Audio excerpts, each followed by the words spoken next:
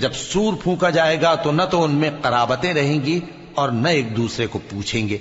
تو جن کے اعمال کے بوجھ بھاری ہوں گے تو وہی کامیاب ہیں، اور جن کے بوجھ ہلکے ہوں گے وہ لوگ ہیں جنہوں نے اپنے آپ کو خسارے میں ڈالا، ہمیشہ دوزخ میں رہیں گے۔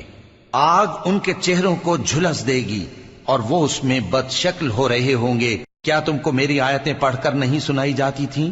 پھر تم تو ان کو جھٹلائے ہی جاتے تھے۔ وہ کہیں گے اے ہمارے پروردگار، ہم پر ہماری کمبختی غالب آ گئی اور ہم رستے سے بھٹک گئے۔ اے پروردگار، ہم کو اس میں سے نکال دے، اگر ہم پھر ایسے کام کریں تو ظالم ہوں گے۔ فرمائے گا کہ اسی میں ذلت کے ساتھ پڑے رہو اور مجھ سے بات نہ کرو۔